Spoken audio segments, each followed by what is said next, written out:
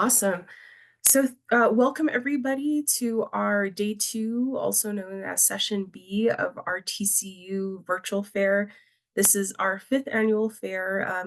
We started yesterday with 5 TCUs, and we're going to continue today with some more great presentations. Um, I just want to go ahead and let's see. Okay. I just want to go ahead and introduce myself. Shea Bernie Tabri and She Torichini Nishale. Um Nahitla Bashichin Hotoy Edasha Che Do Nahitla Edashanale. My name is Brittany Tabor and I am Navajo from the Navajo Nation. My family is from Sawmill, Arizona. I'm currently residing in New Mexico, working New Mexico. We were blessed with snow this morning, so it's been a good morning. I am the program administrator for our College Readiness Program with the College Fund, and I am really happy that you all are here. Welcome back to everybody who was here yesterday. If you're new today, welcome. We're excited for today. I had to switch some things up. If you were here yesterday, switch some things up today to make it go a little bit smoother. So, with that said, I just wanted to um, go over the mission of the College Fund. So, the American Indian College Fund, we invest in Native students and tribal college education to transform lives and communities. And the map that you're seeing of the U.S., that's where a lot of our scholars are studying. So they're spread out throughout the country. Um, and so that's really important for us to support our Native students as well as our communities. And I just also wanted to go over our vision.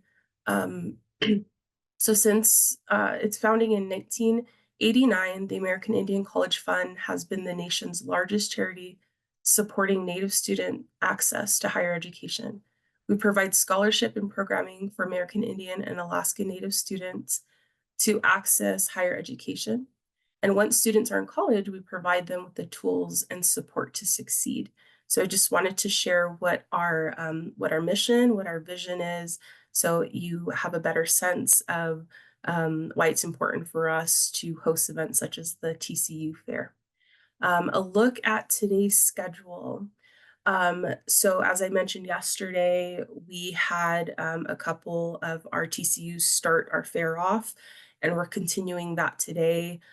We have 4 TCUs that will be speaking to you all and sharing about their institutions and their programs. Um, and so, followed by our TCU presentations, we're going to transition into our TCU Student Ambassador panel. This is also another great opportunity to hear the experiences of our students who have attended TCUs across the country. Um, and so right before our student panel, we'll take a little break, about 5 minutes or so, and then we'll start the panel. And then at the end, we'll have a closing. And then we'll talk more about the survey. Um, just some housekeeping. If you are able to, or if you have any questions at all, please feel free to utilize our chat. We welcome all questions. If you have any feedback, comments, um, please do so in the chat, and we'll be able to provide that. My moderators will also be posting links, so just keep an eye out. So there'll be links to the TCUs, as well as I believe the survey at the end. Okay, so with that said, does anybody have any questions before we begin?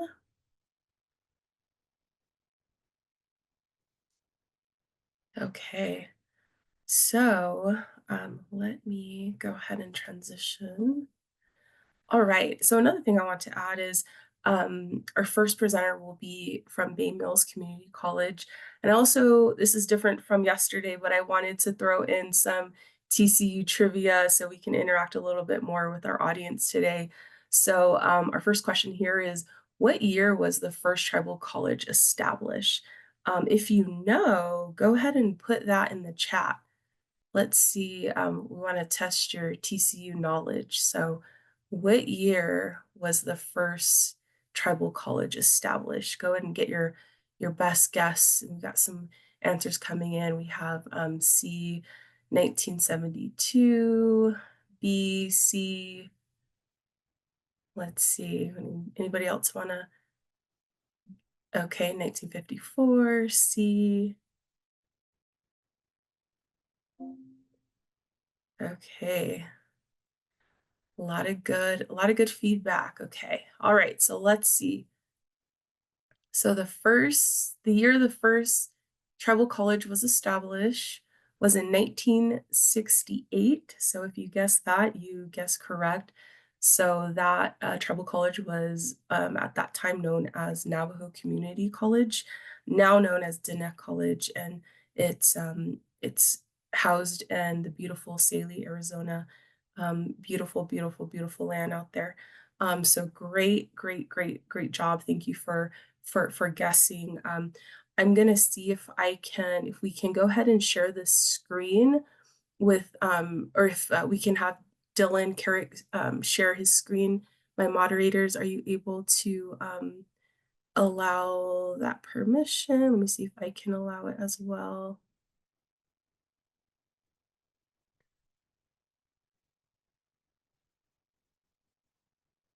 Okay, there we go.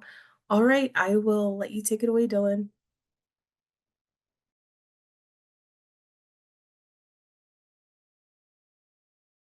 I had to find the unmute button. It was hiding at the top. All right, so I'm gonna go ahead and also I have a quick video if it's okay that I play it after this first slide. Okay. All right. First I'm just gonna start by introducing myself. Bojo Dylan Nadijnikas, Genoji Cunning and Donjuba, Vijijak and Dodem, Ishnabe and Dao Jibwe. So, hello everybody. My name is Dylan Carrick, and I am from the Bay Mills Indian community. I've lived in Bay Mills my whole life, and I started working at Bay Mills Community College earlier this year at right in the beginning of January. And I've actually been a student here for a few years, ever since I graduated high school in 2019. And right now, I'm actually working on my bachelor's in one of our programs here. But to start, I am also gonna just share a little bit of information about the college and the picture I have up here. Um, so the first thing I want to say about Bay Mills Community College is that we do waive tuition for any member of a federally recognized tribe in the United States, as well as first generation descendants.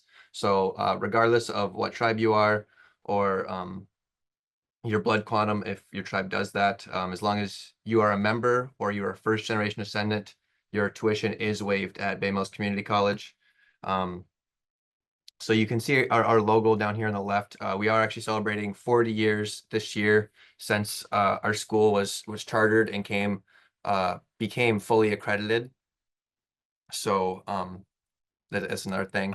I'm gonna play a quick video here, but you can see we are right on the water. I think some of it is advertised, we're on the shores of Lake Superior, which is true.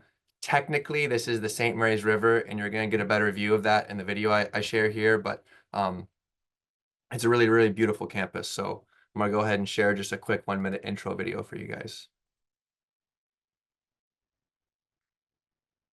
Oh, I was supposed to do that.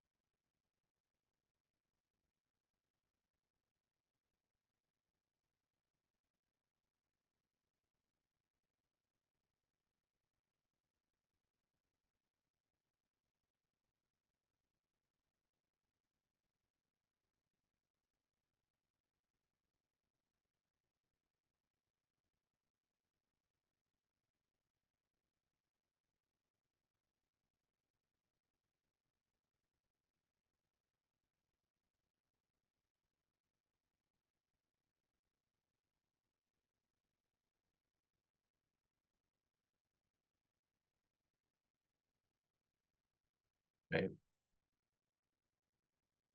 So right there, you're able to see our main campus, which is right on the Straits or the St. Mary's River, which is we're just a few miles off of Lake Superior.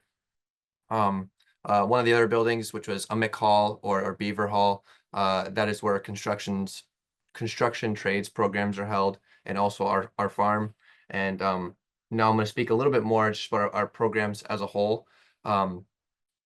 So we do offer both online and on-campus classes at BMCC. We have just over 30 different programs, and 3 of those are bachelor's programs. So as you can see here, business administration, early childhood education, and computer information systems are those 3 programs. So business administration, that's pretty straightforward. Early childhood education is actually our biggest program, and that is if you're interested in working in like a Head Start related field and want to be a lead teacher in a Head Start. So that's ages infant to 5 years old. So that does also include kindergarten teaching. And then computer information systems is for IT related fields. So, and I also want to note some of our other really, really popular programs, which are one of them is our Anishinaabe Mwim program, which is our immersion style Ojibwe language program. So within that program, we have a few different first language speakers from right across the river from Wikwemekong. And they come in and do an immersive style of teaching. So for those language classes, I'm actually in one of those right now. We have about 40 students or so in my class, and they come in, and after attendance, there's no English. And so the philosophy behind that, and there's different studies and things you can read, is that essentially you're learning how a baby, learns their first language, is that you have to understand a language before you can learn how to speak it. So just through hours and hours of listening, you'll be able to understand and then eventually be able to speak. Some of our other really cool programs is we have different associates for health science, general science, natural science, and oh, I'm sorry, I was reading the wrong one. General science and health science are our 2 big ones. And excuse me, sorry. I don't know why on Zoom I'm more nervous than I am in person, but it was really interesting. When I got in, I was actually really nervous. But okay, so another thing I want to talk about was that a lot of our programs are designed to transfer to big universities. That's really common in community colleges, but we do have a handful of different certificates and things that are designed to be completed and then enter the job field right away. But a lot of our programs, and most of them, are designed and built to be able to transfer. And we have different student supports, which I'm going to kind of go on to next, on the transfer process and why our programs are designed that way. So, and I think to paint a better picture of our student services, because I think they really are one of the biggest highlights of Bay Mills Community College, is to talk about our student body. So last academic year, we had just over 800 different students, and we had over 80% of them online, which is by far the highest percentage we've had of online students. And of that, we had students from 32 different states and over 50 tribes represented in that student body. So I think that's a really, really cool stat. And another one that's really interesting is, I don't know if anyone here is familiar with the term non-traditional student, but a non-traditional student is a student, it's either 1 or 2 years within graduating high school. That's a traditional student. Anyone after that is a non-traditional student.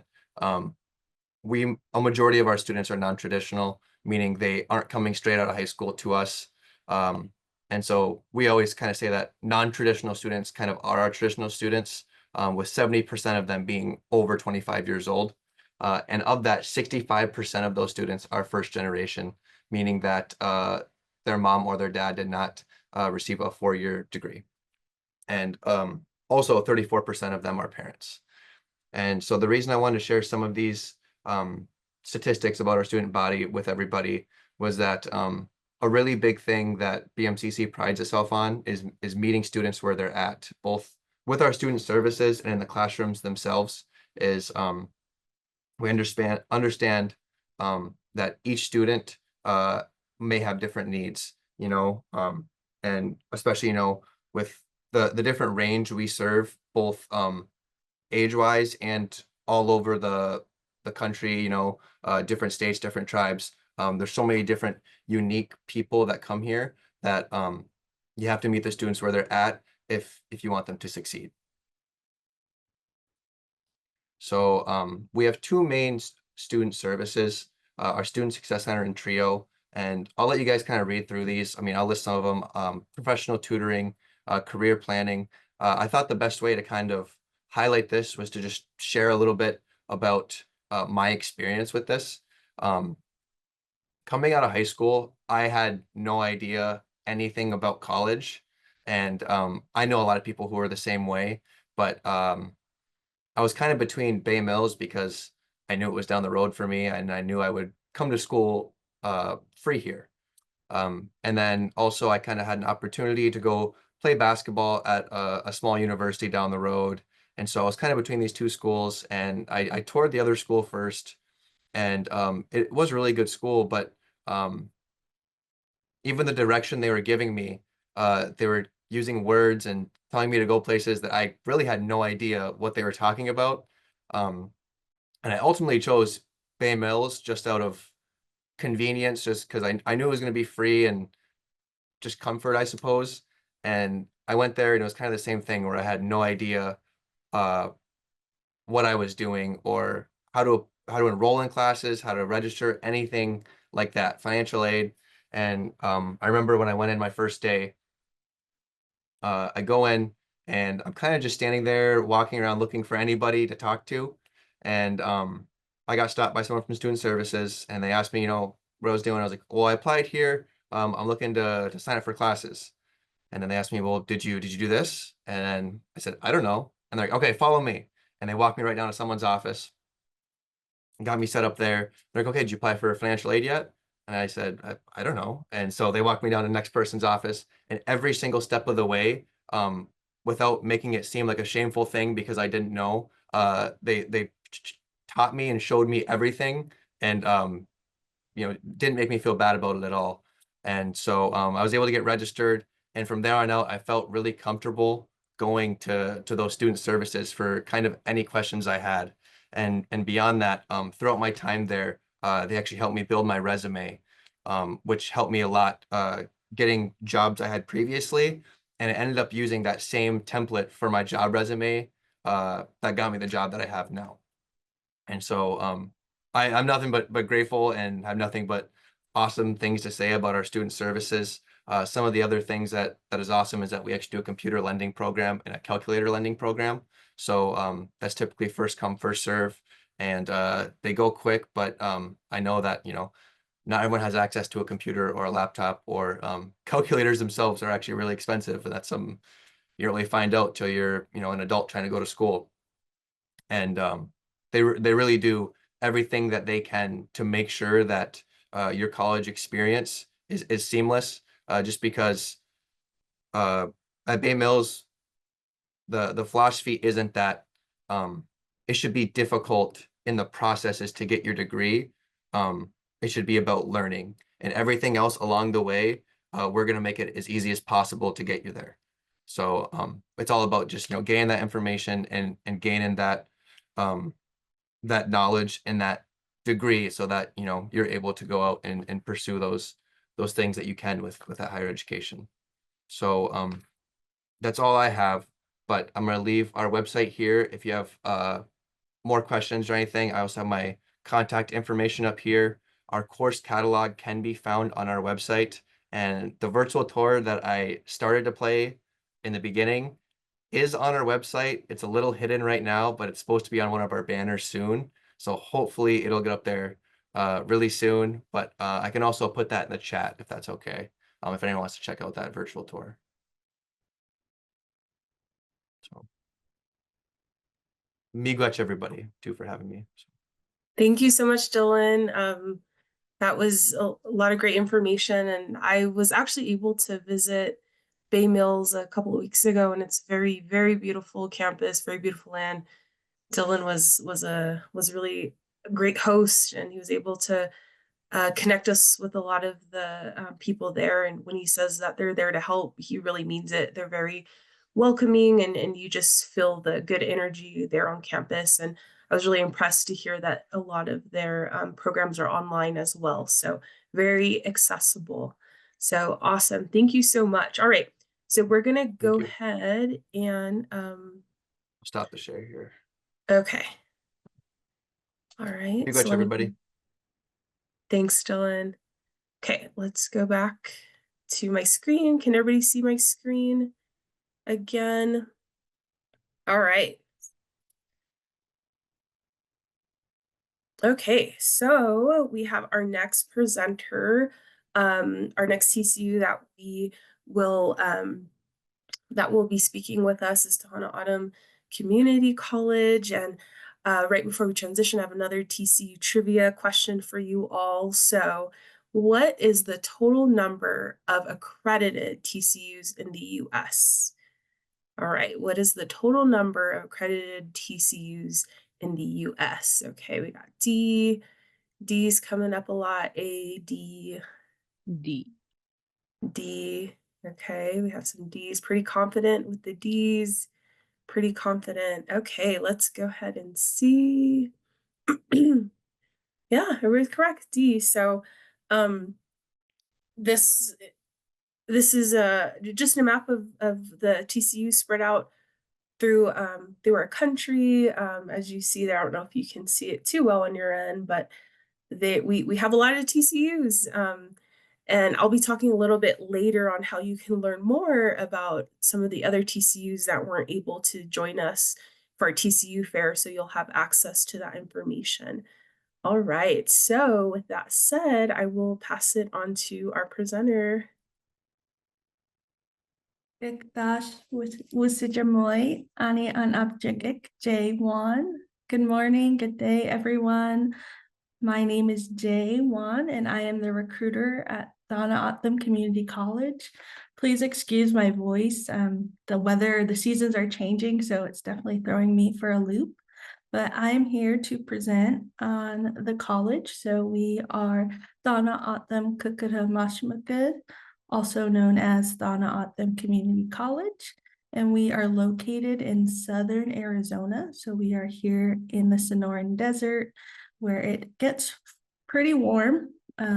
So we are a fairly young tribal college as well. We have only been around since 1998. So fun fact, me and the college are the same age, so that helps me keep track. But one thing that we really like to emphasize here at Tohono O'odham Community College is our culture and also our mission, so why we are here. So we are an accredited land grant institution, and our mission is to serve our people. So it's to enhance our unique Tohono O'odham Himdag, and Himdag means our way of life, our being, and we do that by strengthening individuals, families, and communities. So we are very big on the community approach because that is why we're here. We're here to enrich our people, our students, their families, and the community. So we hope to do that through holistic quality higher education services. And these services would include research opportunities and programs that address the professional, academic, and personal lives of our students. So just to give you an even deeper idea of who we are and what we are trying to do, our mission here is to become the Tohono O'odham Nation's Center for Higher Education, and again, to enhance the nation's participation in the local, state, national, and global communities. So we want to prepare our students, our people, so that they can contribute and represent us on any scale. And when you're thinking about the Tohono O'odham people and who we are, we did establish our core values. So to give you an idea of what we hold close to us in terms of Tohono O'odham Community College, our people, our community, our nation. We do hold our beliefs close to us. We have our well-being, that is also a big priority for us, and our deepest respects. And so all that tied together, we want to create a space for our students, our staff, and we do that by working together. So all of these core values are things that we try to live day out while we're serving our students. So again, we always look to our core values and why we're here to provide services for our students. So if you are ever wondering about who TOCC is, what we're trying to do, we hope that we are emulating our core, our vision, and our mission. So apart from the cultural aspect or tribal aspect, there are other things that I do want to point out for students who are maybe looking to pursue higher education, whether that's coming to a year high school career coming to an end, or maybe you've been working a career for a while and you realize you want to jump back into higher ed. We are here for you. We are really affordable. We know that cost can be a concern for students, so we are continuing to offer free tuition for all Native Americans who provide proof of tribal enrollment in a federally recognized tribe in the United States of America. So as you heard before, I was mentioning how important it was for us to serve our Tohono O'odham people, and that is why we were created, to be Tohono O'odham Community College. But we want to provide the opportunity for any student who is interested in pursuing higher education to attend. So again, if you're Native American and enrolled in a federally recognized tribe in the US, you would be eligible for our free tuition offer. The other thing to consider when thinking about higher ed and going to an institution is we are a tribal college. So we understand the student experience, we understand the Native American student experience, and we provide material and services that help support our Native American students. So again, when you're thinking about where you want to go for your certificate or degree, it is good to consider, the cultural aspect of that too. And so on top of that, we do have an open door policy. And so we want to make it accessible, higher education accessible for anyone who is interested in pursuing. So as long as you have completed high school or earned your high school equivalency, you are more than welcome to attend and pursue a degree with us. If you don't have a high school proof of high school completion or earned your high school equivalency, we do have programs for that as well. So again, if you're looking to further your education, we are a space for you. And we are located in Southern Arizona, but we have students from all over the country attending. So we offer several ways for students to take classes. We have in-person classes, virtual classes, and online classes. One thing I do want to emphasize though is since we are located in Southern Arizona, we operate on our time. And so many states across the country observe daylight savings times, but we do not. Ours is pretty standard. So that's also something to think about when you're considering coming to TOCC. The other thing that I like to emphasize is that we are part of the Arizona General Education curriculum. So when you're thinking about colleges, maybe your goal is to get a bachelor's degree and you want to know how we can help you get there. With this agreement, all students who finish an associate degree with a 2.5 GPA or higher are guaranteed admissions into all public Arizona universities. So we have an agreement with the public institutions in Arizona that our graduates are on track and can attend their institutions after completing with us. Okay, next slide. So with that being said, we want to help you with your next steps. So we want to work to make the transition easier for you, whether that's to a university or into a career field. Again, we have partnerships with the University of Arizona, NAU. A lot of our students are interested in the art program we have here and look to transfer to IAIA. So we have had great partnerships with them as well. And then my pathway to ASU, this is, I would say, a newer partnership, but it's been a couple of years now. So again, they try to include our students as a student at their institution so that the transition seems seamless and you already feel at home once you get to your institution. So again, we are here to help you with your next steps, whether that's going to a university or going into a career field. And so here is a look at our degree programs that we offer in terms of transferring. So as I mentioned before, our fine arts program is really popular, but we also have our Tohono O'odham Studies program, which is a great opportunity for our students to learn about the history, culture, language, tribal government, and all things related to Tohono O'odham, the Tohono O'odham Nation. So it's a great program for our students. We also have some newer developments in our program offerings. We have our pre-professional nursing here on the Tohono O'odham Nation specifically. We do have a need for healthcare workers. So just receiving feedback from our nation's hospital and human resources, they did identify there's a gap in qualified applicants. And so we're trying to assist in that issue by providing a pathway to earn your credentials to become a professional nurse. And so this program is really new. We're going to start rolling out some classes for it in the spring.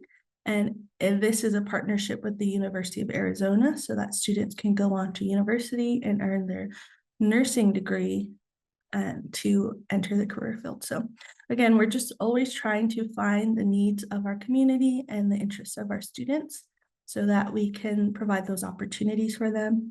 Another newer one for us is the Associate of Arts in Geographic Information Science. So again, we're always trying to look to the future, what's needed, what the community wants, and what students are interested in. Okay, next slide.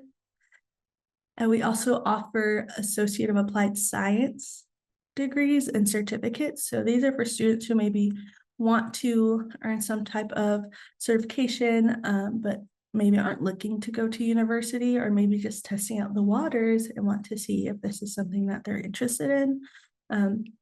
Again, you can pair these with a transfer program or take them on their own. But again, this is just helping students further develop their understanding in that area. Okay, next slide. And so to give you an idea of our locations, our main campus is located on the Tohono O'odham Reservation in the Stuktuag district. And our campus is called Stuktuag Mashmagud. In English, is translated to Black Mountain Site, but we don't really refer to it as Black Mountain Site. It's either Stuktuag Mashmagud or main campus. At our main campus, we have our dorms, our wellness building, our library, food program, classrooms, the admissions office, financial aid, all of the big resources needed for our students. So if you are ever in the area, you want to take a tour, you're more than welcome to stop by. Again, this is where the majority of our resources are located. And then we have our Wishakash Mashmagud location, and this is also on the Tohono O'odham Reservation. It's on the west end of Sells. So Sells is kind of like our capital. This was actually one of the first buildings tied to TOCC. This is something we took over from our tribe. Before it was called like the Career Center, and then TOCC emerged and we were able to continue the services through Tohono O'odham Community College. And so here at Wishakash Mashmagud, we have our apprenticeship program, our GED program, agriculture extension program, and other services. So no matter where you are, if you want to come visit either location, you're more than welcome to. Our agriculture program is really working in the communities to preserve the knowledge of growing our native plants and produce in the community. And so we are so proud of our agriculture extension program, and we're actually having an agriculture day in, I think, a couple of weeks. And so there's always something to do at West Campus. There's always some project going on, whether it's with the apprenticeship program, the GED program, or the agriculture program. And so we do have a location that is off of the reservation. This is Skiki Mashkama Key, and this is in the downtown Phoenix area. We actually opened our doors in Phoenix maybe in 2019, early 2020. And so you should already know that what happened in those years. So it's been a slow process of getting people back in this location, but we actually are in the same lot as Native Health and Phoenix Indian Center. So if you are in the Phoenix area, maybe you need help with your admissions application, registration, or want to take a class in the Phoenix area, this is a location available to our students. So we actually opened up the doors to this location a couple of months ago. So again, a lot of change and growth here at TOCC. So again, more than welcome to come see us in Southern Arizona. Okay, next slide. So if you want to get an idea of our main campus, but maybe you don't have the funds to come visit us quite yet, you can take a virtual tour. So we do have a drone tour of our main campus, and this is narrated by Ron Geronimo. He is the director of the Language Center here at Tohono Community College, and so they are working to really preserve and revitalize our language. So we try to incorporate our O'odham language into everything that we do. So if you have time, I would encourage you to go to our YouTube channel and watch our main campus tour. Okay. And so, as I mentioned before, at our main campus, we have many resources, but you do not have to be in person to receive these resources and services. We just want to make sure that you, as a student, know that there are support services available to you, that whether you're virtual or in person, if you reach out to us, we want to help you. We have many students from all over the country, so I just really want to emphasize that it's best to reach out to us so that we can know that you need assistance. So we want to be there and aid you in your academic journey. And again, we want to provide those support services to you, and they're completely free. So they're at no cost to you. If you need tutoring service, if you need counseling services, things like that, it's all available free to you. And again, it's provided in person and virtually. And so here's a look at some of our support services. As I mentioned before, we have tutoring, virtual and in person, and then we have 24/7 tutoring. We have transition support, as I mentioned before, when you're looking for your next steps. We have residence life for students who want to live on campus. We have faculty and academic advising, because sometimes students don't know exactly what they're supposed to do once they get to college. That's completely okay. We have professionals here to help you with that and walk you through the process. We have transportation to our West Campus and Main Campus with stops throughout the CELS area. We have retention support. So we understand that sometimes things can become overwhelming. You have other commitments, work schedule changes, things like that. It's always important that you are communicating with us so that we know what's going on and how to help. And so again, we have designated staff that are there to support you and help you continue. We have library services. Again, they're offered in person and online. We have student internships, and surprisingly, this one you can be employed virtually as well while being out of state. So we have, for example, radio interns who conduct interviews and share that in the public for the public to kind of get an idea of what's going on campus. We have students who are working in IT. So again, there's student internship opportunities on campus. And counseling. Counseling is really important and something that I always love to highlight, because everyone needs extra support, and this is for you, and they help you, whether that's academic related matters, personal, something's going on with your family, again, that you just need someone to talk to. We have services for you, especially during the pandemic. We know how crazy everything got, how overwhelming it could all be. And so we want our students to understand that there is support there for you. There are tools for you to navigate difficult situations. So again, we provide student support services at no cost to our students, and we strongly urge our students to use those resources. So again, we want you to be successful, and we want you to develop yourself professionally and academically while you're with us. And so this is an attempt to do that. Okay, can go to the next slide. So as I mentioned before, we do have student housing at our main campus, and we're currently covering the cost of attendance for all accepted dorm residents. So this includes native and non-native students. So if you complete the process of applying for admissions, you registered to be a full-time student, and you met all the requirements from the Residence Life program and are accepted, you'll be able to live on campus at no cost to you. If you can go to the next slide, I'll show you the requirements needed for the dorm resident application. So again, the biggest thing is making sure that you are a student and you are a full-time student to be able to be considered. And so the rest of it's fairly simple. Fill out your Residence Life application, you sign the policy agreement, understanding, what is required and expected of you as a dorm resident, submit a release of information. So background checks are conducted just for the safety of all those living on campus.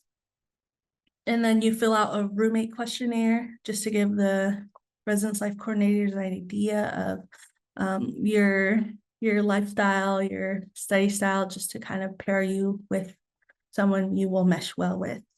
And also students will need to maintain a 2.0 GPA or better while living in the dorms.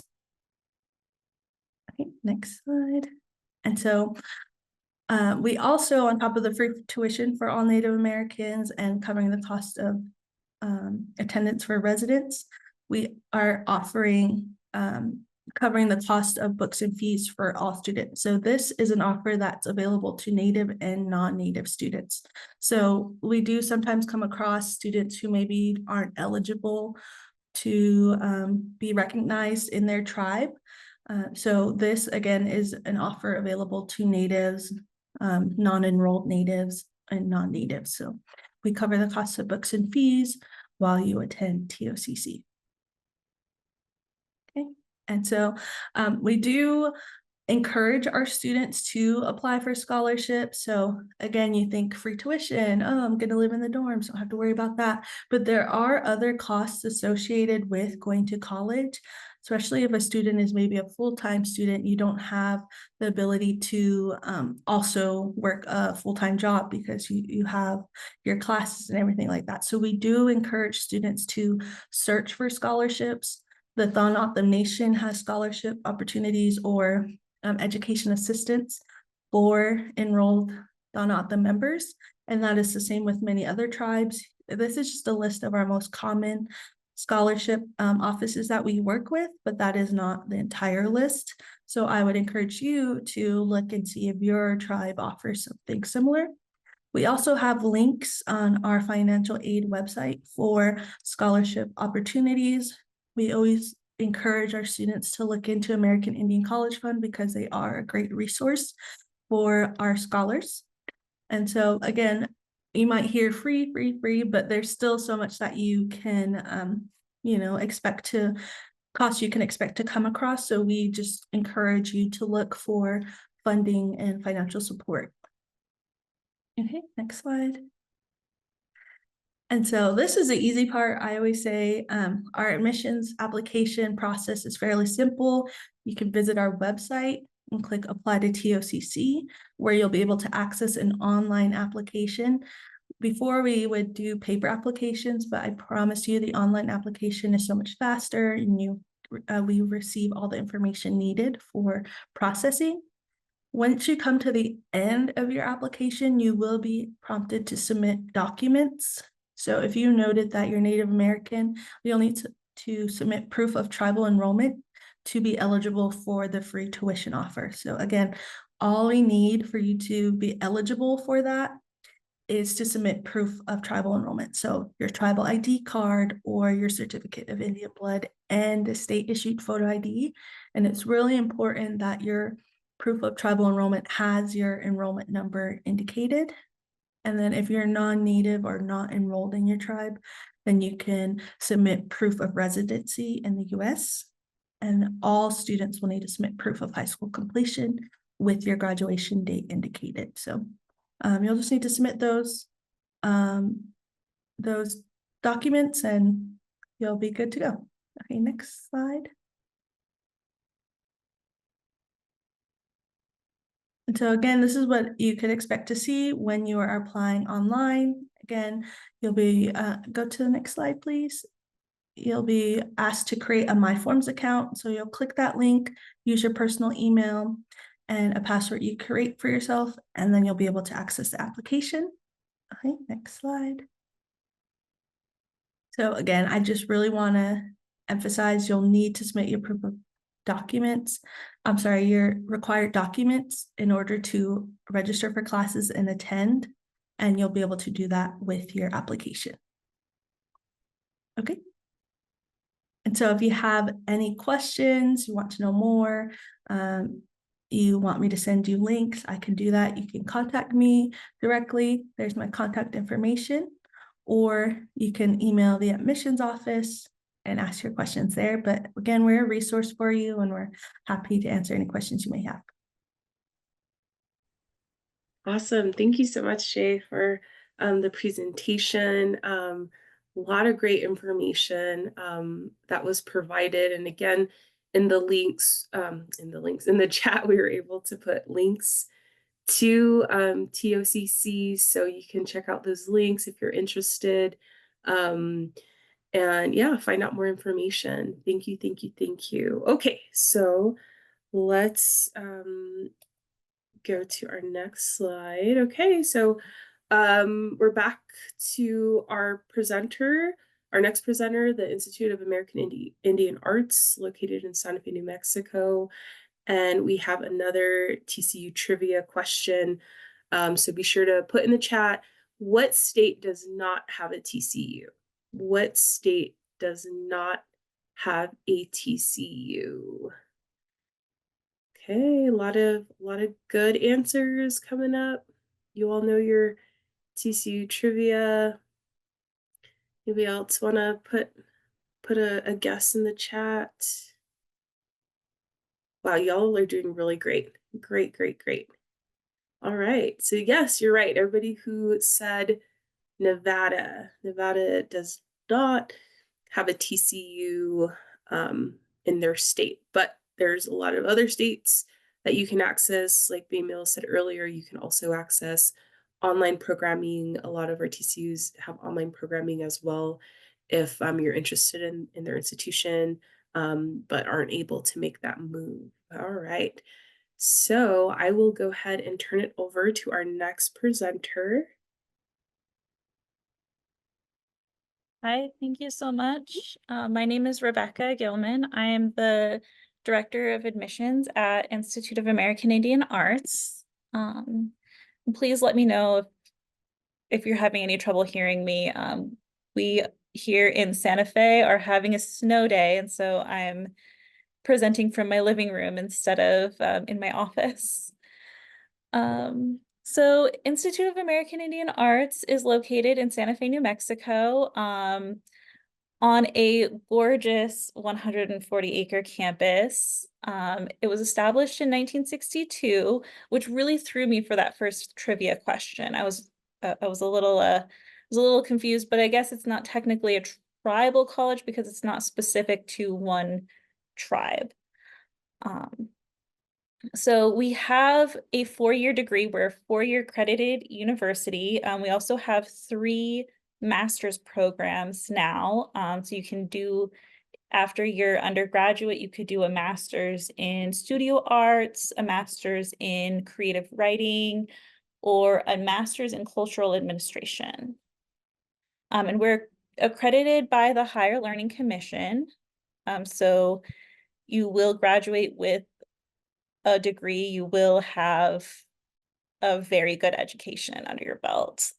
So our mission is to empower creativity, leadership, Indigenous art, and culture, in Indigenous arts and culture throughout higher education, lifelong learning, and community engagement. Okay, next slide. So we're a very small school, of course, so we have very small classes. So the student teacher ratio is about 9-1. So if you attend IIA, you will have a lot of attention from your professors, from your instructors. You can't hide though, so you have to do your homework for each class. The undergraduate student body is about 300, so it varies a little bit from year to year, so it's about 300. And our graduate student body is about 60 to 70. But we have a lot of online opportunities. You can take certificate programs. We have 3 different certificate programs, so you can be fully online and graduate with a certificate in either museum studies, cultural administration, or business and entrepreneurship. So we are an art school, but we, of course, we provide business and entrepreneurship. We want you to graduate with opportunity. We want you to be able to support yourself and get a job afterwards. We want the education to be worth it to you. Thank you. So again, we're a 4-year accredited university, but we have 2-year programs. So you could graduate with an associate's degree, or you could graduate with a bachelor's degree. So we have BFA in cinematic arts and technology, a BFA in creative writing, a bachelor's degree, so a BA in Indigenous liberal studies, a BFA in performing arts, a BFA in studio arts. The museum studies is a certificate program. So, so you can also get an associate's degree in museum studies. So our certificate programs, again, are business and entrepreneurship, broadcasting journalism, museum studies, and Native American art history. And our graduate programs, again, creative writing, cultural administration, and studio arts. All right, next slide. So we have multiple facilities on campus. The Gym and Fitness Center is located in our newest building. It's our Performing Arts and Fitness Center. And we have in that building, we have a whole black box theater. So if you're majoring in performing arts, you're gonna learn stage direction, you're gonna learn blocking and lighting and acting and even costume design. We have a brand new family housing, a multi-use family housing facility where there's inside we have apartments with 2 bedrooms. So if you are a student with children or a family, then you would still be able to live on campus and attend classes. And that building also has studios, space in it. It's a gorgeous new building. The 3D Fab Lab has 3D printers. It has a clay 3D printer, which I recently found out existed. So it's very, very cool. A collection room, which houses about 9,000 pieces of art that are kept under strict light and temperature control. And our museum studies students learn how to archive, learn how to work with like sensitive art pieces and preserve them, how to exhibit, etc. The Digital Dome is about it's about $9 million piece of equipment. If y'all have seen the Sphere in Las Vegas, it's the same technology as that. So students will learn how to work with projection mapping. If you've seen a planetarium, it's going to be the same thing as that. And so students will make films and calibrate them to the dome shape. And it's just awesome. So if you get a chance to come and tour the campus, we'll definitely try to give you a presentation full of student short films that we're designed specifically for the Digital Dome. We have gardens and greenhouses. So we are a land grant university. So we have very extensive gardens. We also have a bee farm. So we have beehives throughout Santa Fe, but our main one is on campus. The food that we grow in the garden is also served in the cafe. So you can ensure that you are getting a nutritious diet if you're living on campus and you have a meal plan. Okay, next slide. So the cost of tuition, we try to keep it pretty low. We do not participate in federal student loans because we don't want our students to graduate in debt. If any of you have taken out student loans, you know you absolutely do not want to graduate in debt. We want you to be able to, you know, be an artist after you graduate, perhaps, or get a low-paying job and be able to support yourself without having to, you know, go into a field that will, you know, pay off your student loans. We want you to have that freedom. So we try to keep the price low, and we do offer a lot of scholarship opportunities. If you are tribally enrolled, we have a specific scholarship just for you. You would have to provide your proof of tribal enrollment, so your certificate of Indian blood. But again, we're a very diverse campus, so we don't require that in order to be accepted. But it will help you get extra scholarships. So our deadline in the fall, we have a much later deadline than most colleges because we know, you know, sometimes it takes a little bit longer to get those applications in.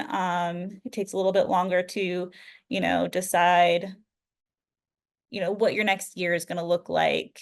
So the fall deadline is July 27th and the spring deadline is January 4th. So we're currently accepting applications for the spring and for the fall.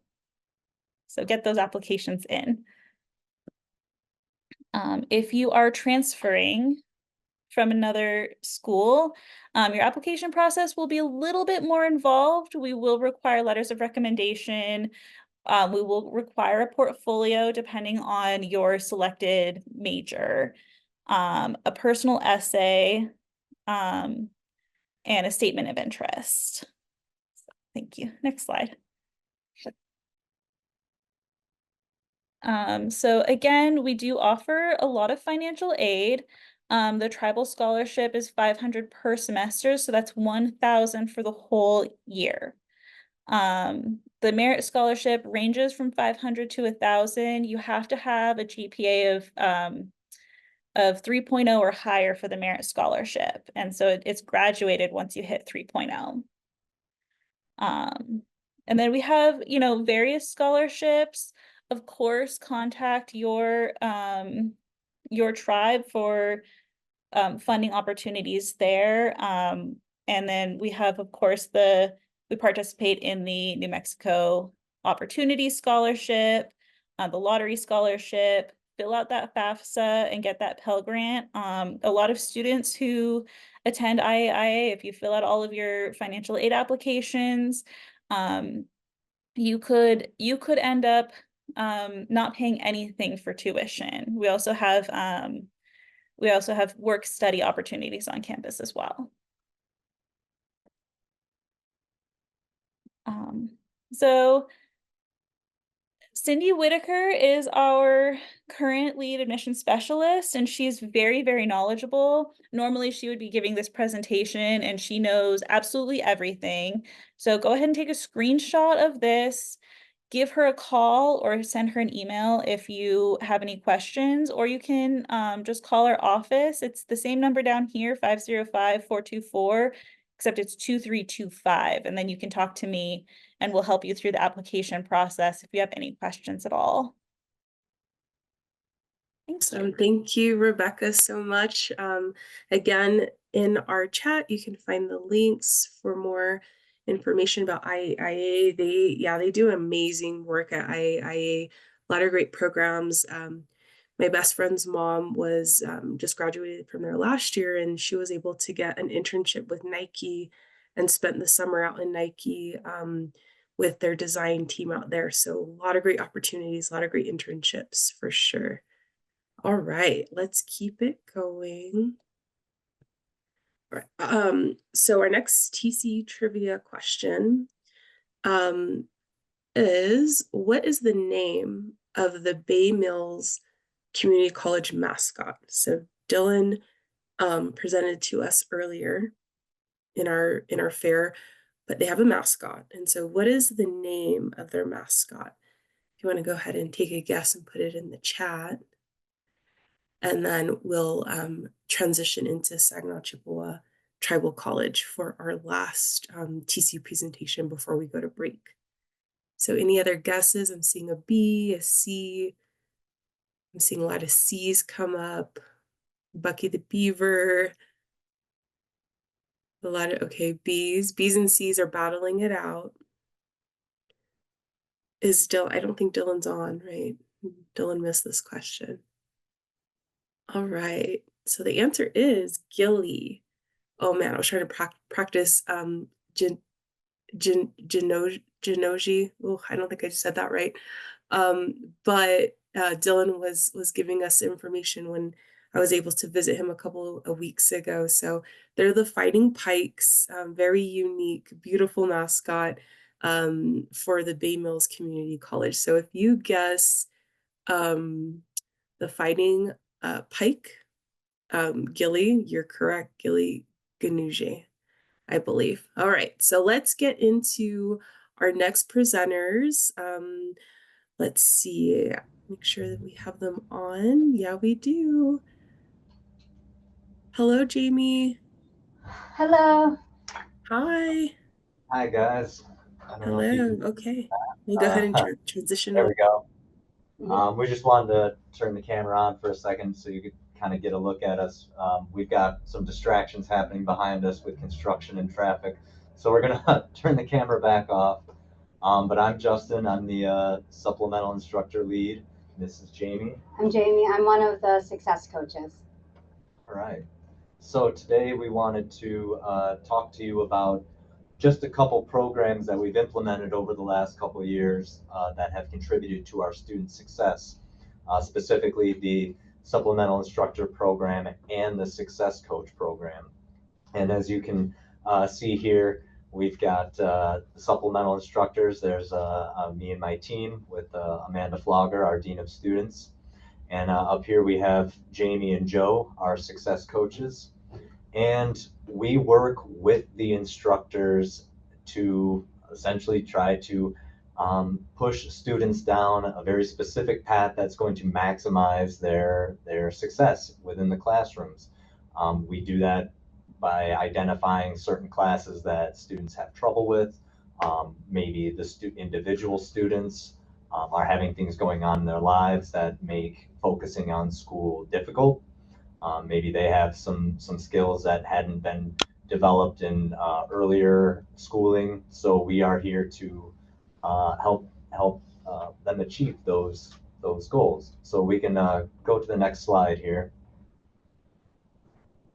So starting with the supplemental instruction, we will essentially, what we are is a tutoring TA combination. So we have our SIs that will be stationed in classrooms, classes that we've identified as being historically challenging.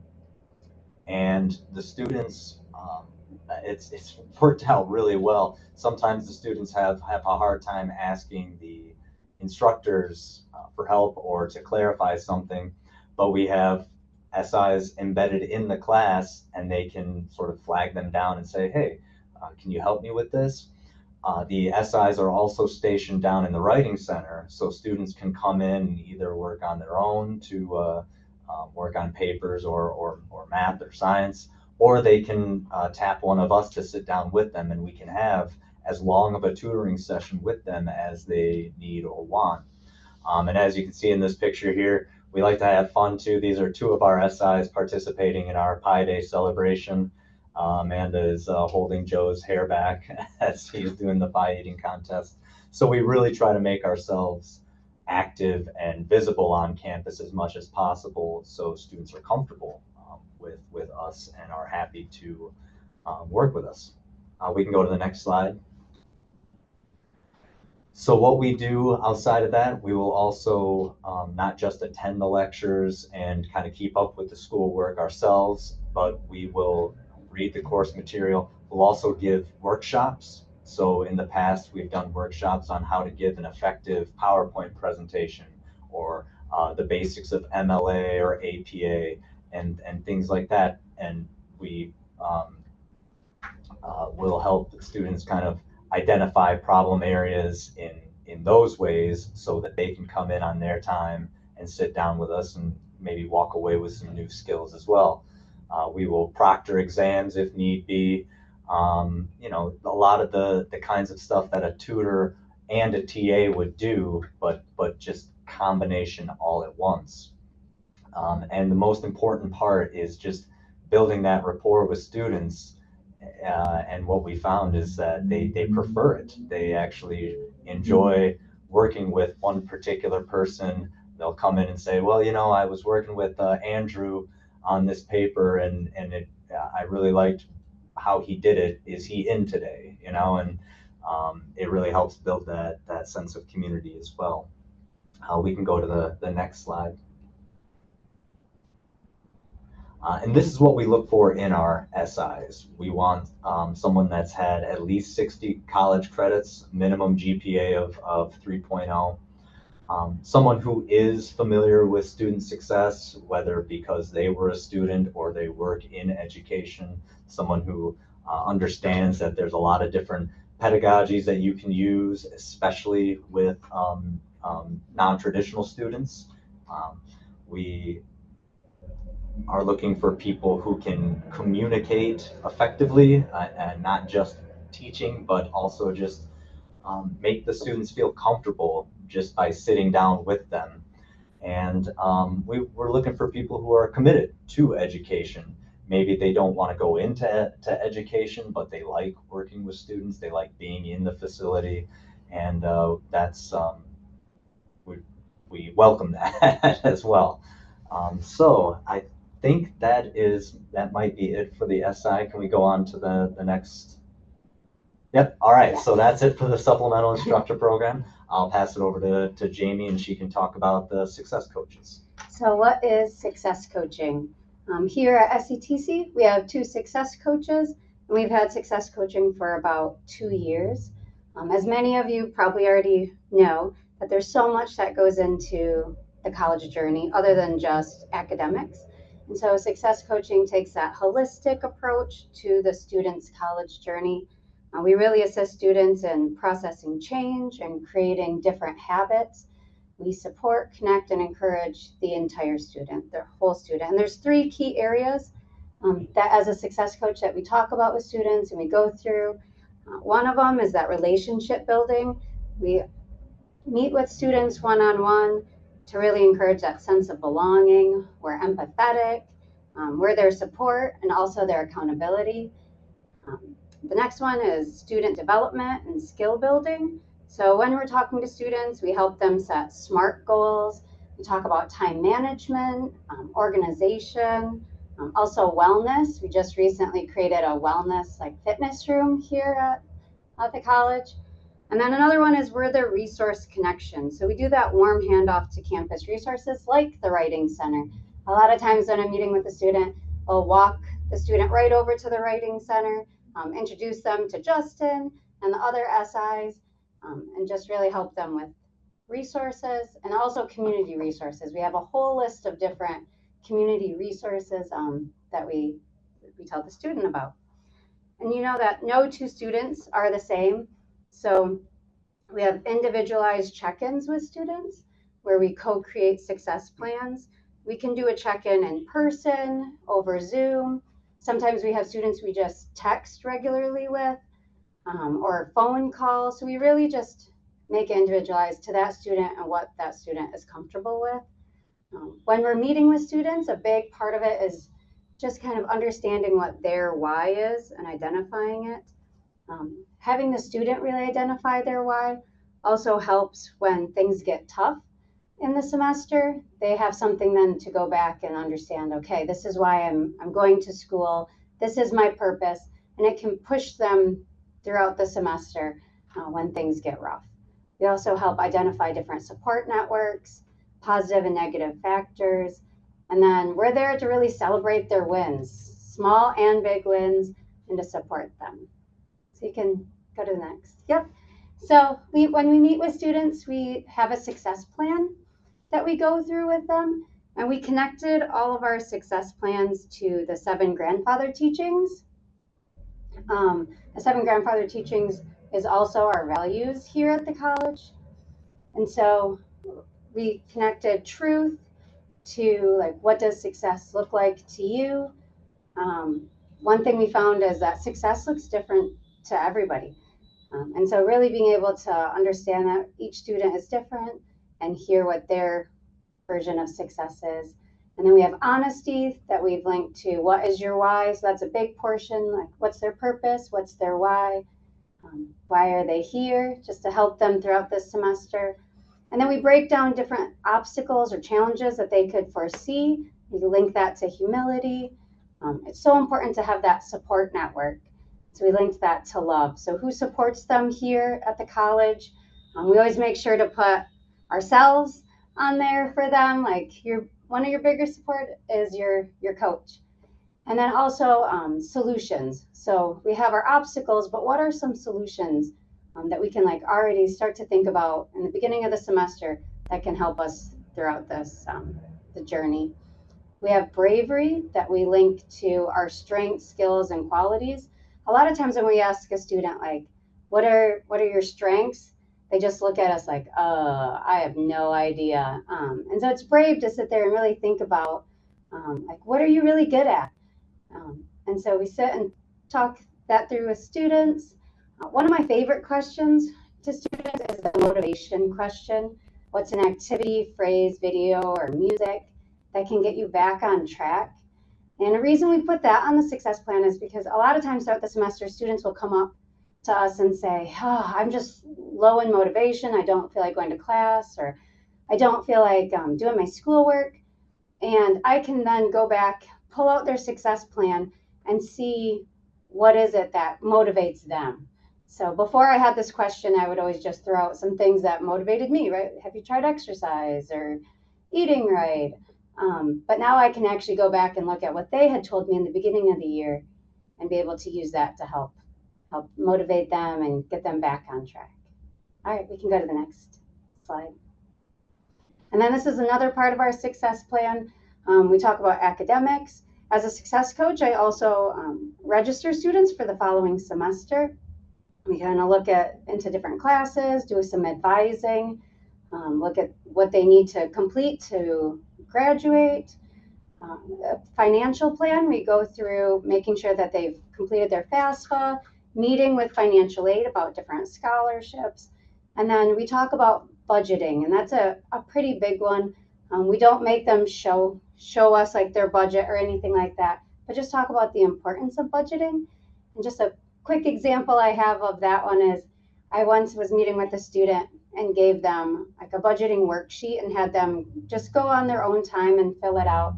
And he came back to me and said, I did not realize, Jamie, that I spend as much in rent as I do at Chipotle every month.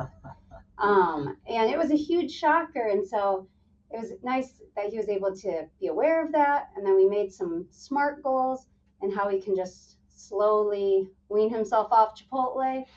And by the end of the semester, he had like lost 10 pounds and had a lot more money for other things. So just that little, just giving them that resource of a budget workshop was very nice. And then we talk about time management, having that weekly schedule and calendar, and just making sure that they're organized.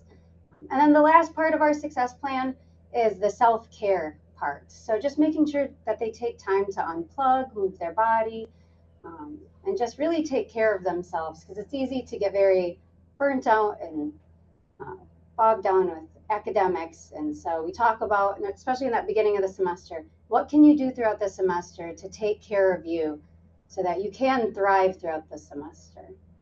So that's the success plan that we go through with all of our students. And yeah, we can go to the next slide. Okay, so as we mentioned, we implemented these programs in the fall of 2022. And the SI program, we have our tutors in the classrooms. We also have the writing center that they can come to. We work alongside the success coaches very closely. And so we have some data as to whether or not these are actually working. And as you can see, our spring 2022 successful course completion was about 50%. By fall 2022, after these programs really started to get off the ground, it went up to 67%.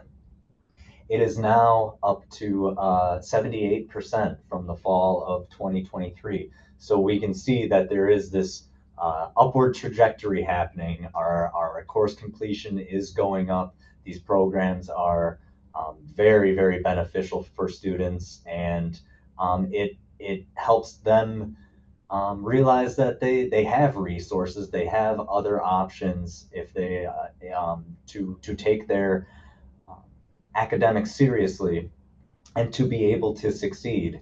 And we're just seeing these numbers keep going up. We're really, really happy with the numbers. And if you want to go to the last slide here, we can see these are the courses that we've identified as being the most problematic for students. And these are the numbers from our last semester of our completion rates. We had a 100% completion rate for Math 120.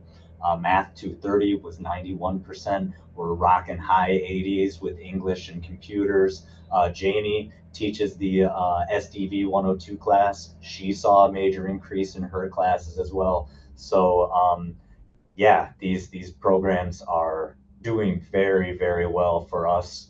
And we just wanted to take some time and share what they were and our results with you all today. Yes, and if you'd like to get a hold of us, our contact information, we can put that in the chat. Yep. Along with our emails and website as well. Now, I saw there was one question for Jamie about the success coaches. Do your success coaches go through coach training? So I have gone through a specific coach training certification. If you want to email me, I can actually send you the link to it. It was all online. But before I actually was here as a success coach, I was a wellness coach. And I was a wellness coach, personal trainer for 13 years before I made the career switch and came over here. So a lot of the stuff that I did in wellness coaching easily transitioned into success coaching. So yeah, that's it for us today. Thank you, guys. Thank you all so much. Yeah, I think students being able to utilize that support on campus is very, very important. And yeah, you all are doing a great job. Andrea wanted to give a shout out and said, what a positive impact. Kudos. So great, great, great work. Okay, so that is the completion of our TCU presentations. Thank you to all our presenters who shared about your institution. Again, there's just so many amazing opportunities and programs at our TCU. So I hope that our attendees take a little bit closer look. And again, I will talk about a resource that we have at the College Fund to shed a little bit more insight on our TCUs. So Jamie put their contact information in the chat. Go ahead and jot that down if you have any specific or individual questions. Okay. All right. So we are going to take a 5-minute break. So right now it is 12:22 on my end. So that'll be reflected on your end. So let's go ahead and come back in 5 minutes, okay? And then we'll transition into our student panel. We do have one of our panelists who unfortunately called out sick today, so we were able to have another TCU Student Ambassador come and join us, Annalise. So she'll also share her insight, okay? So get some coffee, some tea, something to eat really quick, and we'll come back in 5 minutes. All right, everybody, we will see you in a little bit. Thank you. I was just saying earlier, we're going to transition to our TCU Student Ambassador panel. We have a slight change with one of our panelists, but it's all good. For our panel, our panelists are going to be discussing paying for college as well as their work experience while at a TCU. And I just also want to welcome back my colleague, the great Leola Rankin. She's going to facilitate our panel. So I'll go ahead and hand the reins over to you, Leola. Great. Thank you so much, Brittany. Yat Asia Loyola Rankin Yatshe, Hatson Ishla Nakai Bashichin, Torigli Dashache, Nakai Dashanele. So I'm adding a spotlight to our panelists now. Brittany, would you mind stopping the share? Perfect, that works out well. So yes, thank you so much for being here in this space. We have two of our amazing ambassadors who've attended TCUs and are happy to share their experience with us. We'll start off with introductions. So Promise, if you wouldn't mind introducing yourself, where you're located, what school you are attending, and your major, please. How Matakiapi, my name is Promise. I currently live in Sioux Falls, South Dakota. I grew up on the Yankton Sioux Reservation. I'm Yankton Sioux and Santee Sioux, and also African descent. I am currently a senior at Sente Glashka University, and I'm happy to see you all. And your major, Promise? Oh yeah, sorry. I'm special education, it's K through 8 elementary or special education. Awesome. If you wouldn't mind, Annalise, introducing yourself. Sure. Sionaga, Annalise Tagodoa, G. Jalaki. Hi, everyone. My name's Annalise. I'm a citizen of Cherokee Nation. Currently, I'm a fourth-year PhD student at the University of Kansas, but I am a Haskell Indian Nations University 2020 grad. I got my degree in environmental science there. If you don't know, Haskell is located in Lawrence, Kansas, which is also where the University of Kansas is. And right now with my research, I study ecology, like I said, but specifically I research soil. So that's about me. Awesome, and thank you all so much for being here. To start off, we are very curious in ways that you paid for college. So Promise, you've had a couple of experiences with higher ed, Annalise also going all the way up to your PhD program. So we'll start with Promise. If you could share some ways that you utilized for attending college. I applied to every single scholarship that I could think of. And at first, I really didn't know how I was going to go to college because no one in my family has ever went. And I had to figure out how to fill out FAFSA on my own, scholarships on my own until I got to American Indian College Fund. That's whenever like I was able to ask someone for like more help. And then they're like, okay, and it showed me how to do it and then did it with me. And now it's like I have so much help. So I'm really grateful for American Indian College Fund because without them, I'm not for sure if I would be getting like all of the opportunities that are out there because I just didn't have the knowledge. Totally fair, and thank you for the shout out. And then Elise, you've been to undergrad, you've gone to your master's and your PhD level. Could you break it down for us a little bit on how you were able to support that educational journey funding wise? Yeah, absolutely. So it can be very daunting thinking about paying for college and looking back, it's been almost 10 years now. And I will say that it's a full-time job. trying to get college paid for. If you're either paying self-pay or applying for scholarships, you kind of have to make it your full-time job, applying for those scholarships, applying for funding, or working. Fortunately, I was able to, not my first or second semester, because like promise, I'm one of the first people in my family to go to college. I didn't even really know I could get scholarships. American Indian College Fund was the first scholarship that I got, actually, and they've been funding me since 2016 up until now. And I think that I know they'll continue funding me, right, Loyola, until I graduate. Fingers crossed. So during that time, because I was at a TCU, the American Indian College Fund has an additional scholarship that you can apply for that's just for TCU scholars. And so I got that in addition to another scholarship from the American Indian College Fund. And since I went to high school, that fully covered my tuition, and housing, which was, I think, around, at that time, I don't know what it is now, around $800. And then I was like still trying to work and like, provide for myself for rent and everything. So I was like, I found out that, once you kind of have this in excess of scholarships, that you can keep that and live off of that and buy your extra books and everything. So I was like I said, making it my full-time job, just applying for everything that I can. And American Indian College Fund is great. They have a huge list of other scholarships and resources that you can apply for funding. And then during my time at a TCU, I got a really great appointment with the National Oceanic Atmospheric Administration, and they gave me even more money per semester, and I was pretty much set from that point on for my undergraduate. And then I did a post-bac, which was funded as well, which is kind of where I made that transition to the University of Kansas. So they paid for my tuition and also gave me a stipend as well. Full transparency, I think my stipend was around $28,000 a year. So I was able to just focus on my research and studies.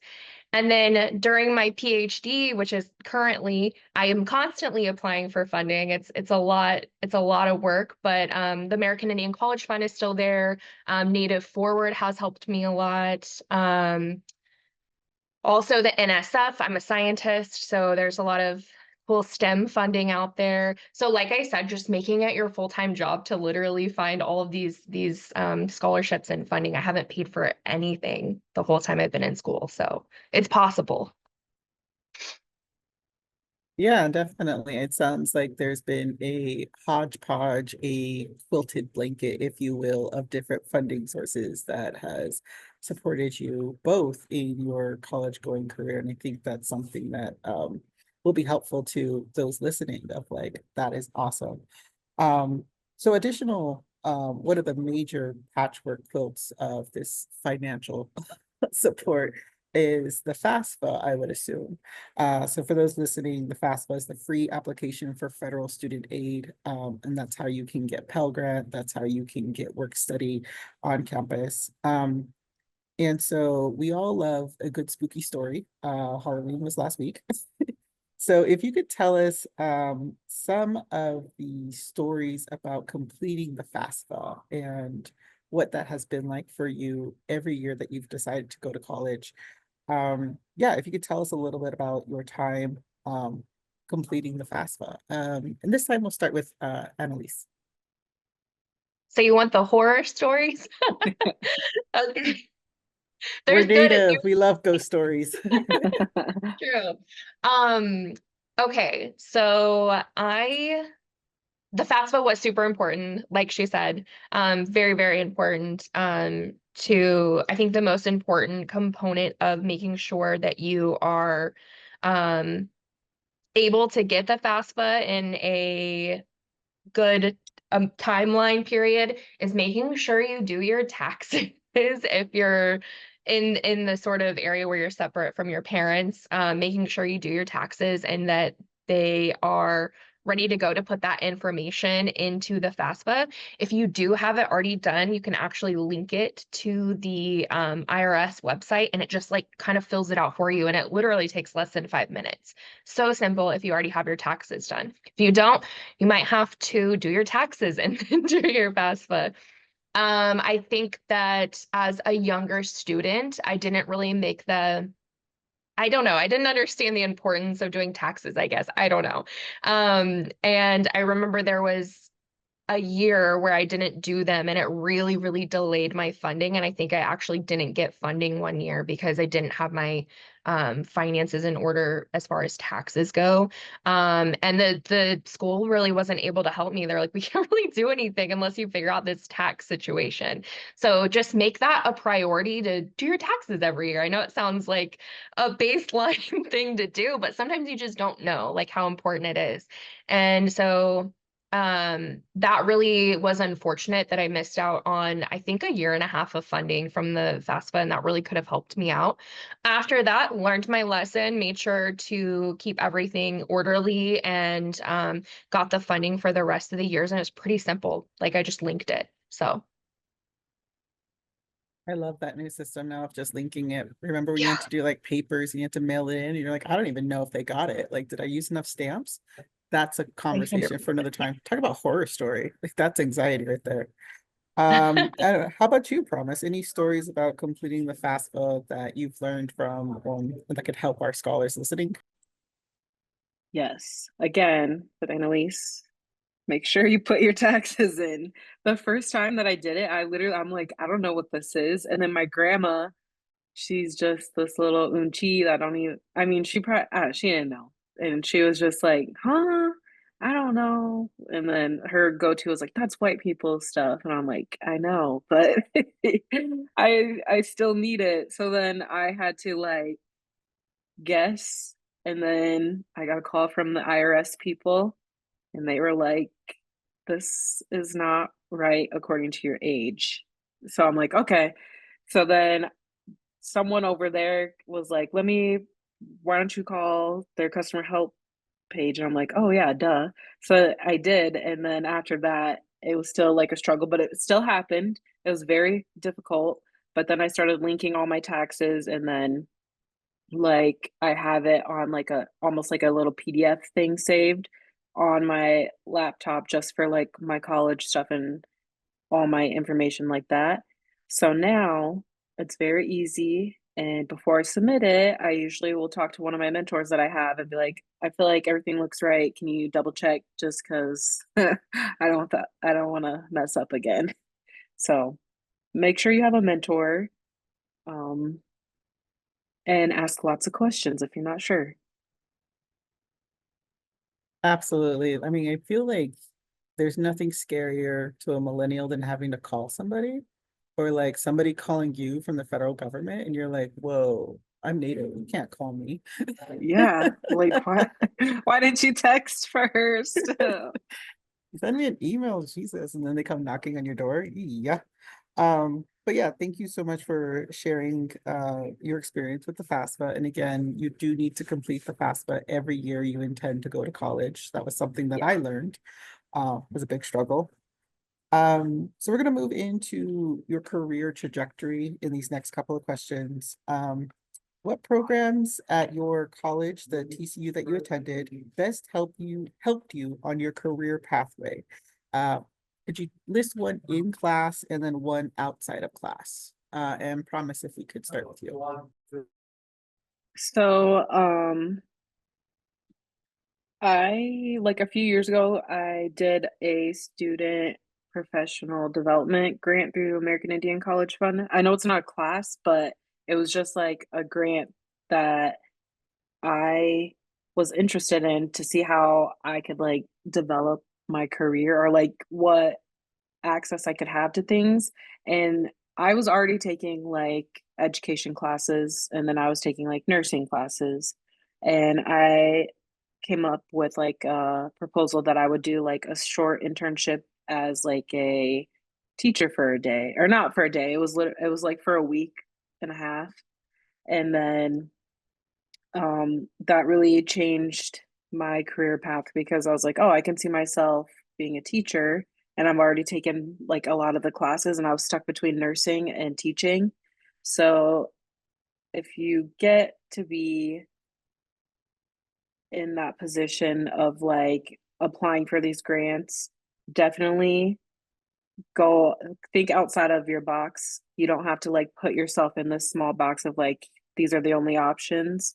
But it changed my mind a lot. And also I took a Lakota studies class that I was just like, what? I didn't learn any of this in school. I could be a teacher and I want to teach my students this. So my Lakota studies class really pushed me, and then also the student professional development grant did, because it opened my eyes to being like, oh, this is cool. That's awesome. That's awesome. Yes, and that does answer the question. One that was in class, the Lakota class, and then one that was out through the American Indian College Fund.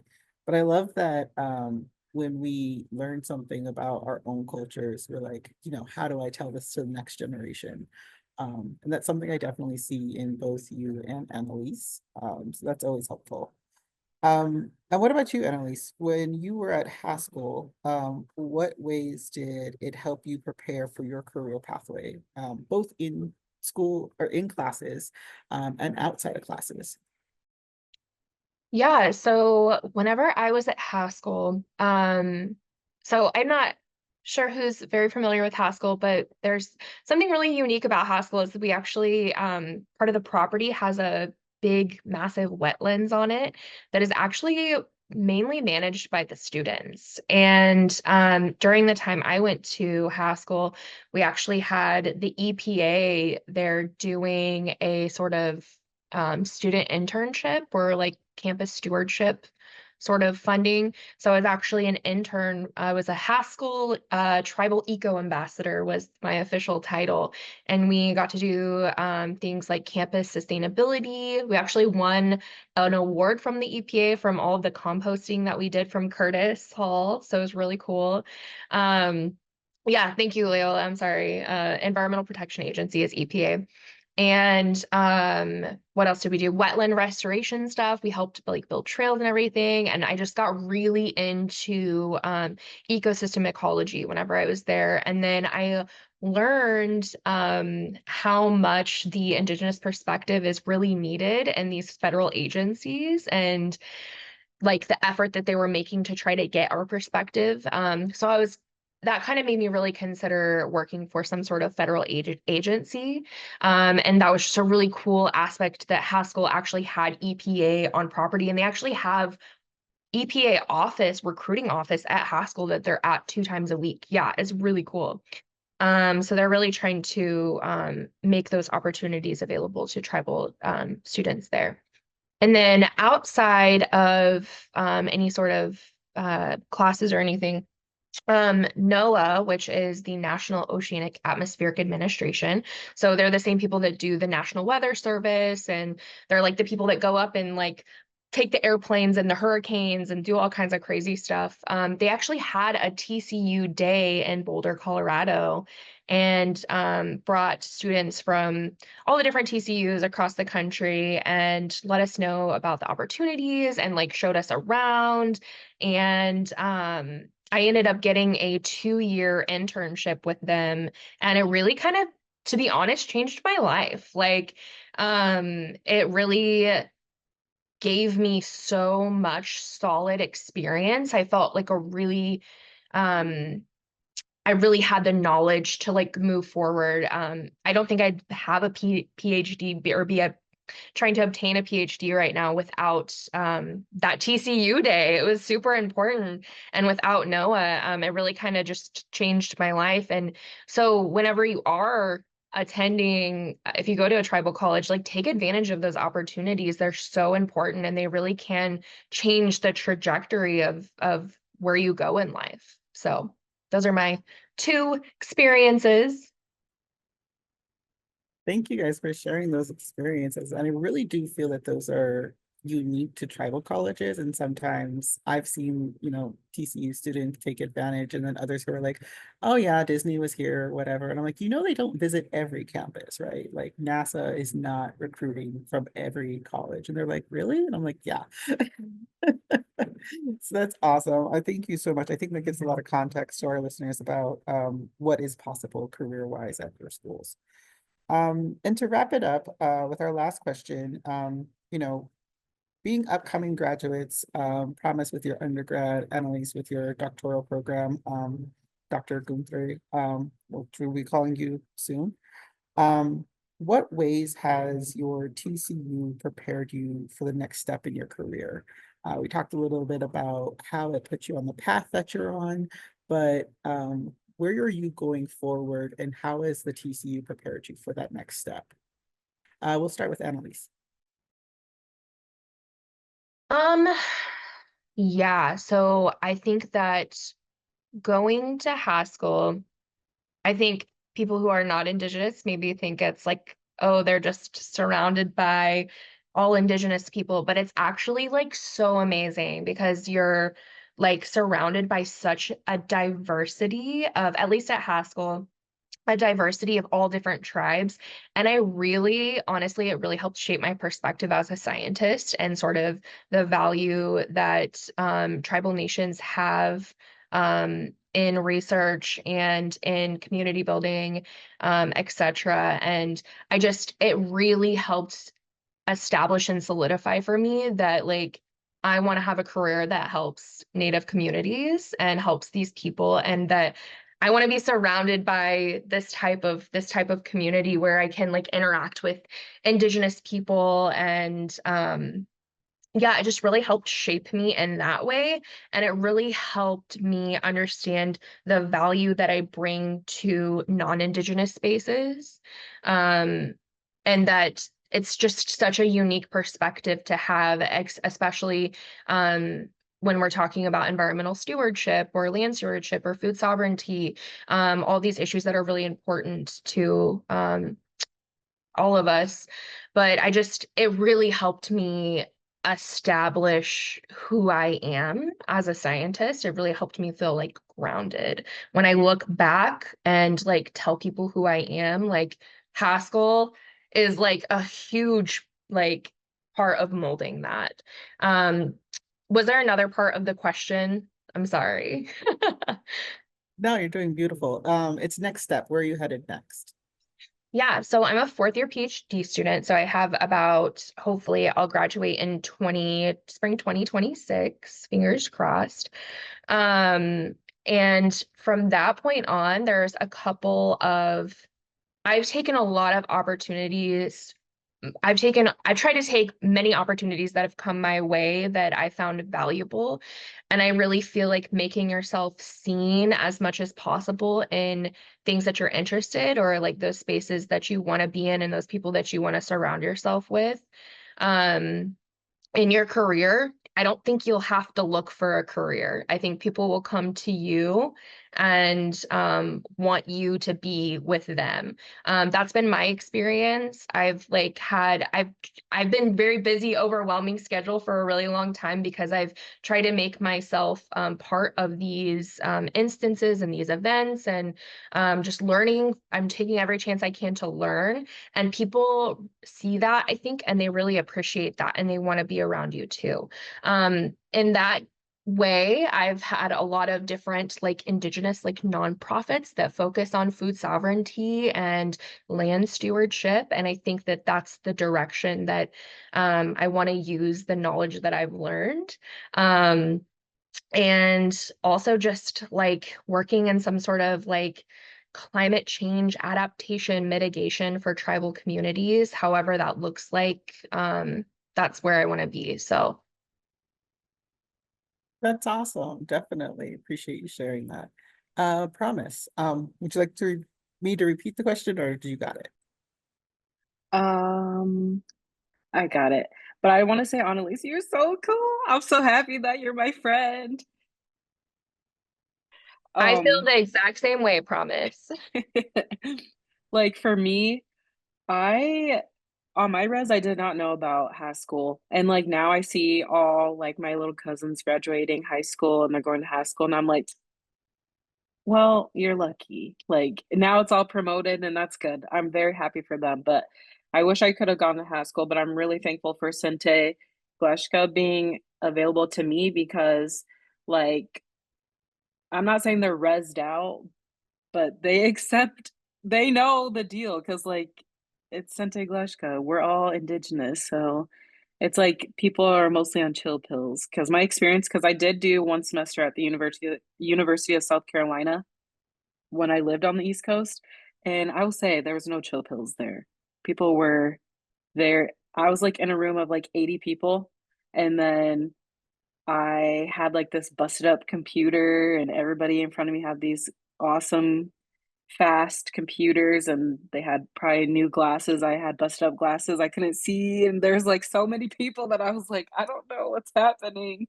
And I would say like I love my TCU college because like everybody is close and it's like familiar. So that really helped me grow. And I would say like once I graduate, like I'll be done in May, but I won't have my graduation until August. Um, my plans is just to go into a master's program and then eventually go to get my PhD. But I'll be teaching at this nonprofit organization that I work for right now. I'll just be in a teaching position. It's called Lifescape. Right now, I work there as a behavior specialist. So there's like lots of things that you could do at Lifescape, especially once you have your degree. But there's a big Native population there. And like, it's pretty cool to see how people are trusting me with like adding culture into some of like the behavior programs and like talking with parents and having people be connected in that way. So that's what I'm going to do. That's awesome. And I'm so happy and proud of you both. Thank you again for your time and for sharing your stories with us. Definitely so proud of you both, Annalise and Promise. So we're going to wrap up the panel and hand it back over to Brittany to close this out.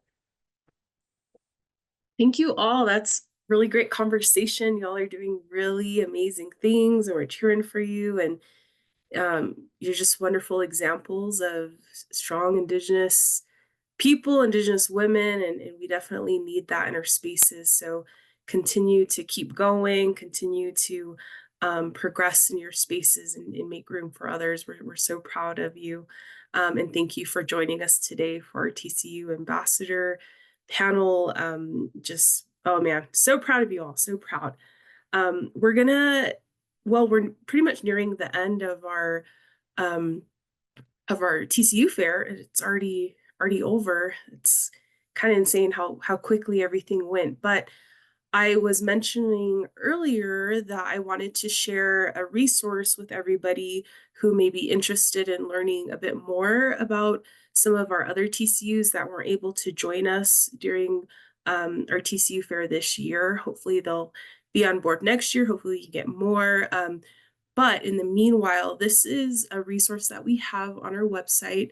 If you go to collegefund.org, under the student tab, you'll find college success. We'll have the tribal colleges and university exploration guide. It's a very detailed guide. It breaks down all of the different TCUs with their locations, some of their programming and contact information. So if you're able to, please check that out and continue to add to your college going lists. And so when it's time for you to start applying for schools or you're thinking about transferring, these are some really great programs to take a look at. Okay.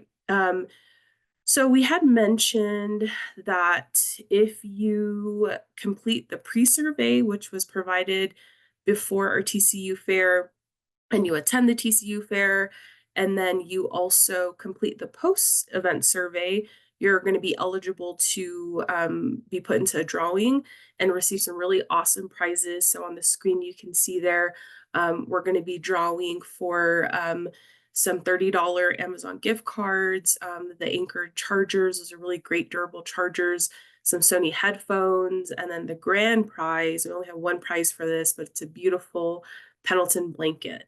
So if you did the pre-survey, you attended, you did the post-survey, you're going to be eligible to receive some of our cool prizes here.